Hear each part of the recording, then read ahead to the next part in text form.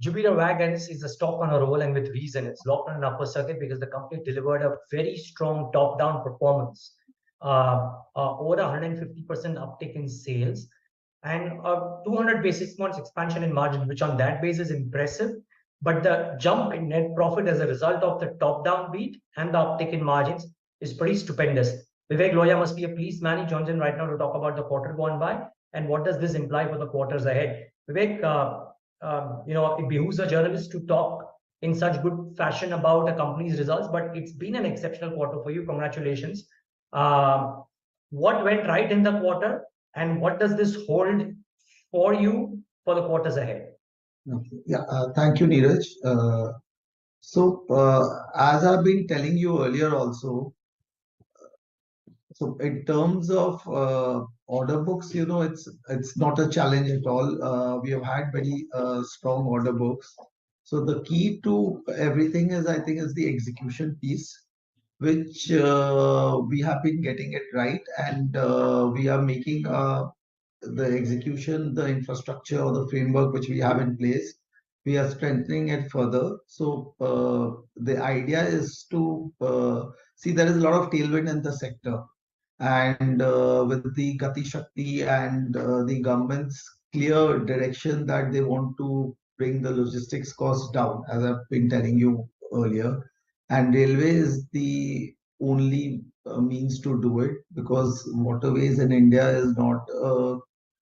It can happen in pockets, but given the size of the country and the kind of GDP jump which we are expecting, 5 trillion, 7 trillion, 10 trillion. It cannot happen without the railway piece being in place. And you are seeing now the government's commitment strengthening. They have been, when initially when the government had committed it, people were taking it with a pinch of salt. So now the commitment is there. Now it is for us to deliver and be part of that nation building exercise. So that is what we are doing. And I'm very confident with the kind of systems and infrastructure which we have in place, that this journey is going to keep on. In the next 1-2 years. You will see a lot of strengthening, both in terms of our revenues, in terms of our deliverables. The street. I mean, I'm guessing one thing. I wanted to ask a different question, but I'm compelled to ask this to you. That let's assume that everybody believes that yes, things will be materially different than what they've been in the past. But it's difficult to kind of imagine how better can this be in the next 2 years relative to what it is right now. Can you help us imagine that? Yeah, so definitely. So I'll give you a small example. Say in the next, in terms of again the infrastructure. Now, what I think the government has announced is by the end of the year the DFCC will be commissioned fully. So that itself becomes a huge capacity augmentation, because it's end of the day, it's about the track infrastructure. So it's like once you build the highways, the cars automatically follow. So it is about once you create the infrastructure, and that this creation has been going on now for the last 5-6 years. The government has been constantly pumping money towards it. And it's not only the DSCC. Recently, the government has announced that they're going to create a cement corridor, a steel corridor. You're seeing a huge uptake in the EXIM traffic. The India is building bigger and bigger ports. The core sector, be it the steel, cement, they have committed, I think, in the next, I don't know the exact numbers, but in the next 3-5 years, all put together have committed about 100-200 million ton capacity expansion. Wow. So these are like huge numbers. So these cannot be possible without the railways falling in place. Roads will not be able to. You will, if the rail infrastructure is not growing, and if the contribution is not coming from the railway sector, no matter how much capacity you built in, there'll be a bottleneck.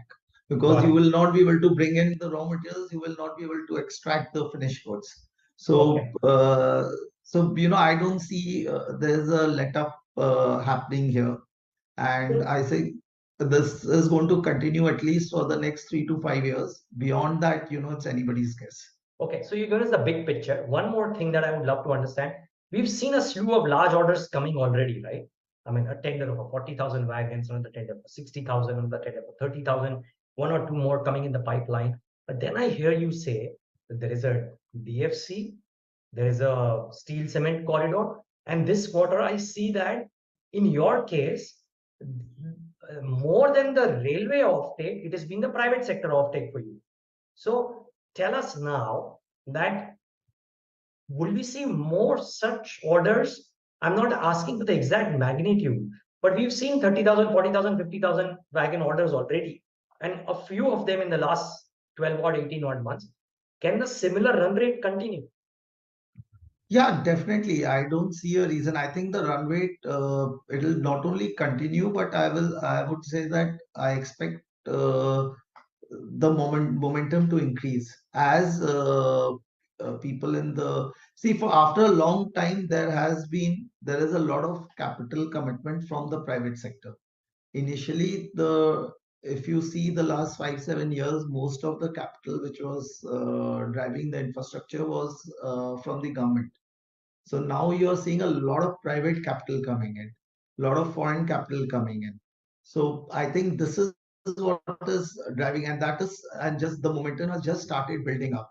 So I'm not only what the way I'm seeing things and the kind of inquiries which we are getting, that not only it'll continue, but I believe that there will be a huge momentum generated towards this business. Should one read too much into what happens to your quarterly numbers in terms of in one quarter you will do more for railways and less for private, and in one quarter you will do more for private and less for railways? See that it doesn't make honestly it depends on the kind of order books you have Hmm. and what is the execution timeline for each order book. So I don't think you should read too much into it. No. Okay. It is overall in terms of it's the overall volumes which you have and how effectively are you able to deliver the volumes. I think that is the key. But you should not read into how much is the railway order book or the private order book because that'll that's it will keep on it's a very dynamic thing. It depends Got it. on at what time whose deliveries are the timelines are being met. It's Got it. the equation of that. So execution can change every quarter. The second question is on the EBITDA margins. You improved them. The question would be, would you look to, or would economies of scale improve these further, or do you believe you would maintain them at between 10 to 12%? So our whole idea is to I've been again consistently telling everybody that it'll for us it'll be I think anything between 12 to a 13% is the kind of EBITDA margin which we are looking at, and we believe that we will be able to constantly maintain that.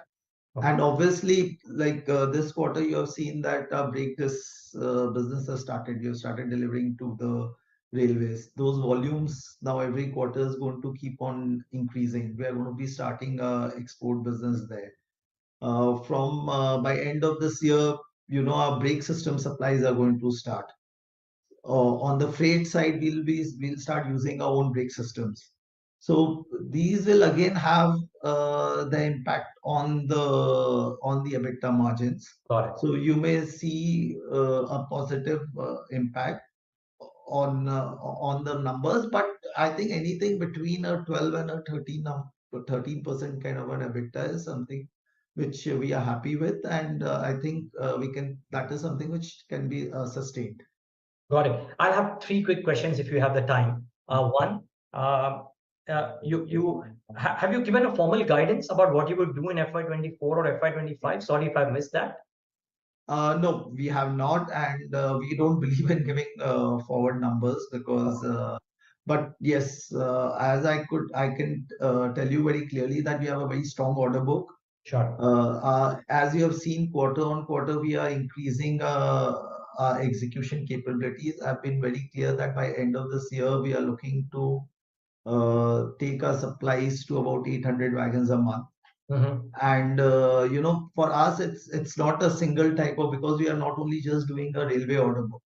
So we are doing railway and private. Private is a very big part of our order book. So it is not, we are doing much more complex wagons and a multiple types of wagon at one time. So that is why you see also impact in terms of EBITDA margin. So for us, it's not that the since we are not doing a single type of wagon, so the in terms of the volumes, it'll it'll not become very high, but 800 is something which we are looking at by end of this year. And next year, as I've told you, we are looking to produce close to about 1,000 wagons. Okay. Last question. You've done, and I have it noted with me that I wanted to ask this to you. You've done an MOU with rights for international expansions. But some of your peers have also doing something beyond wagons as well.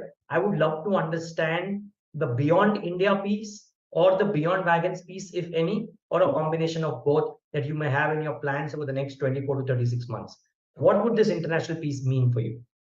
So beyond wagons, so rights MOU is it's fully directed towards the export market.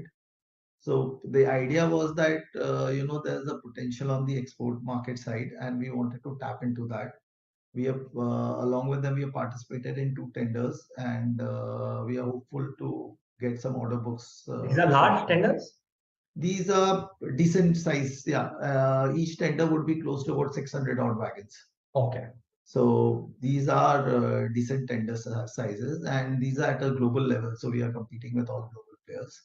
So yeah, we expect to, and there is a huge pipeline of tenders also. It's because globally the demand for freight is going up. So that is one piece of the business now which we have added.